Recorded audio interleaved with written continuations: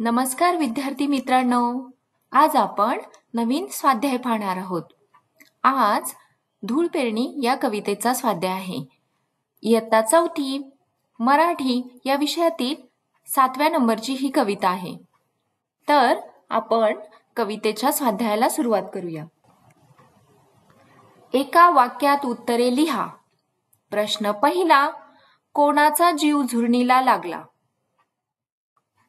याचं उत्तर आहे मातीचा जीव झुरणीला लागला.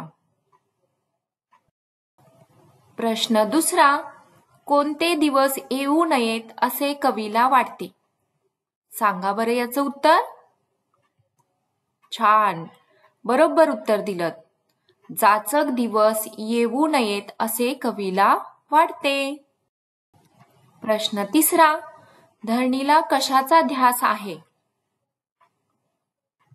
याचं उत्तर आहे हिरव्या पिकांचा धरणीला ध्यास आहे. पहा, आता थोडक्यात उत्तरे लिहायची आहेत.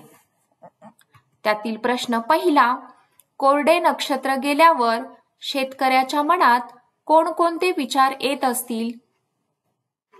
याचं उत्तर लिहा.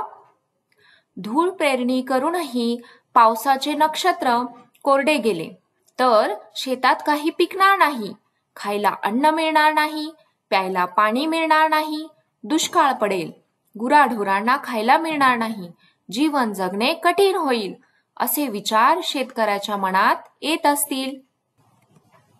आता याच्यातीलच प्रश्न दुसरा, थोडक्यात उत्तर लिहायचं आहे. पहा, शेतकऱ्याच्या शेतात भरपूर पीक आले तर त्याच्या मनात कोणते विचार येतील? याचं उत्तर लिहा. शेतकऱ्याच्या शेतात भरपूर पीक आले तर तो खूप आनंदित होईल, खायला प्यायला भरपूर मिळेल, गुराढोरांना चारा पाणी मिळेल, सर्वत्र संपन्नता येईल, कष्टाचे चीज झाले असे त्याला वाटेल, सुखाचे दिवस येतील. प्रश्न तिसरा, पाऊस पडला नाही तर काय होईल असे तुम्हाला वाटते? सांगा याचं उत्तर. बरोबर, पाऊस पडला नाही तर सर्वत्र कोरडा दुष्काळ पडेल, दुष्काळात माणसाला खायला अन्न व प्यायला पाणी मिळणार नाही, नदी नाले आटून जातील, गुरेढोरे पशु पक्षी या सर्वांचे हाल होतील, जगणे कठीण होईल, पाऊस पडला नाही तर माणसाचे जीवन नष्ट होईल. आता कवितेच्या ओळी पूर्ण करायच्या आहेत. मला माहिती आहे तुमच्या सगळ्यांची कविता पाठ आहे. चला तर मग ओळी पूर्ण करूया. पहा, पहिला प्रश्न आहे, रिकाम्या जागी तुम्ही सांगायचंय. टिंब टिंब बरकत धूळ टिंब टिंब. बरोबर, एका सुरात उत्तर दिलं की. असो बरकत धूळ पेरणीला. प्रश्न दुसरा, कासावीस टिंब टिंब बनले टिंब टिंब. अरे वा, छान उत्तर. कासावीस डोळे बनले चातक. प्रश्न तिसरा, मिळता टिंब टिंब टिंब टिंब इशारे. बरोबर, मिळता डोळ्यांना मेघूट इशारे. प्रश्न चौथा, टिंब टिंब कणांना फुटले टिंब टिंब. बरोबर, मातीच्या कणांना फुटले धुमारे. आता पुढील ओळींचा अर्थ तुमच्या शब्दात लिहायचा आहे.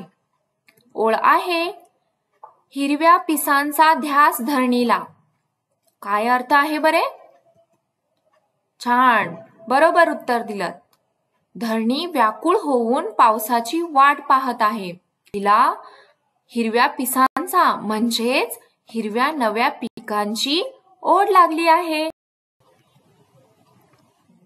पुढील प्रश्न, याचा अर्थ लिहायचा आहे. मातीच्या कणांना फुटले धुमारे. तुमच्या शब्दात सांगा बरे. बरोबर, आभाळात आलेले पावसाचे ढग पाहून मातीच्या कणांना आनंद झाला. जणू मातीच्या प्रत्येक कणाला नवीन कोवळी पालवी फुटले असे वाटते. तुम्ही सगळ्यांनी छान उत्तर दिलीत. असाच अभ्यास करूया. मस्त मस्त नवीन गोष्टी शिकूया. Thank you.